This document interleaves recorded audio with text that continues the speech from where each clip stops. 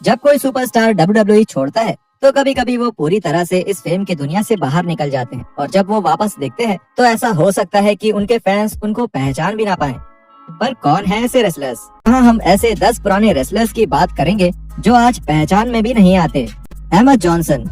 WWE में अपने समय में अहमद जॉनसन का शरीर उस समय के रोस्टर पर सबसे बेहतरीन शरीर में से एक था, लेकिन जब जॉनसन ने प्रो रेसलिंग से रिटायर होने का फैसला लिया तो ऐसा लगता है उन्होंने पूरी तरह से ही वर्कआउट करना बंद कर दिया। हाल ही में रेसलिंग कन्वेंशन से आई जॉनसन की कुछ तस्वीरों में वो बिल्कुल ही अलग लग रहे हैं। उन्होंने इतना वजन बढ़ा लिया है कि अब वो पहचान में ही नहीं आ रहे।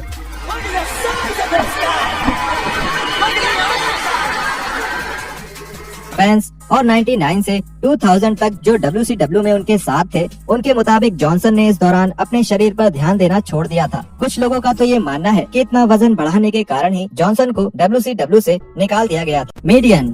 2006 में रेसलिंग से रिटायरमेंट लेने के बाद इस पुराने WWE यूरोपियन चैंपियन ने अपने पुराने रूप और काम को पूरी तरह बदलने का फैसला किया।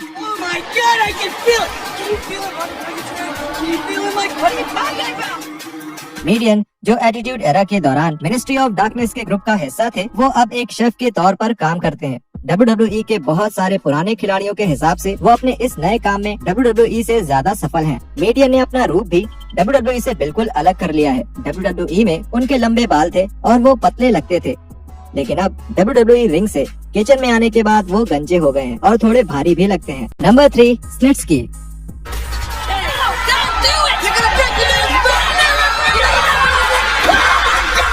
स्निट्स्की WWE रूथलेस एग्रेशन एरा के दौरान अपने काम के लिए जाने जाते हैं। स्निट्स्की का केन के साथ एक प्रसिद्ध झगड़ा चला था, लेकिन उस फ्यूड के बाद से WWE में स्निट्स्की को एक अजीब रूप दिया गया। कंपनी में अपने समय में वो 2 सिग्नेचर लुक्स में दिखे, एक जिसमें स्निट्स्की के बाल एकदम पीछे थे और उनकी एक गोटी थी, और दूसरे रूप में उन्होंने सारे बाल हटा दिए और वो अपने दांतों पर एक डाई का इस्तेमाल करते थे, जिससे उनके दांत पीले और भद्दे लगे। अपने WWE के दिनों के बाद से स्निट्स्की ने काफी मसल मास बढ़ा लिया है और अपनी हाल की तस्वीरों में स्निट्स्की अपने जीवन के सबसे बढ़िया शेप में लग रहे हैं। स्निट्स्की ने अपना सर तो गंजा रखा है, लेकिन एक बड़ी लंबी दाढ़ी रखने लगे। कर्गन। लगभग 7 फुट की लंबाई वाले कर्गन को अक्सर WWE की पसंदीदा एटीट्यूड एरा के भुलाए हुए स्टार्स में गिना जाता है। कर्गन दी ऑडिटीज के एक अहम साथी थे, जो रेसलिंग मिसफिट्स का एक ग्रुप था, जिन्हें एटीट्यूड एरा के शानदार रोस्टर्स ने पीछे छोड़ दिया था।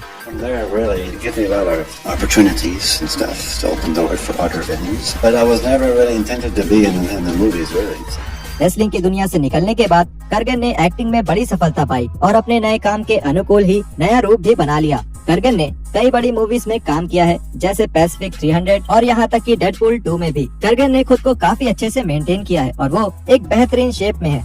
उन्होंने अपने बालों को ब्लॉन्ड कर लिया है और अपनी मूंछ दाढ़ी को काला किया है।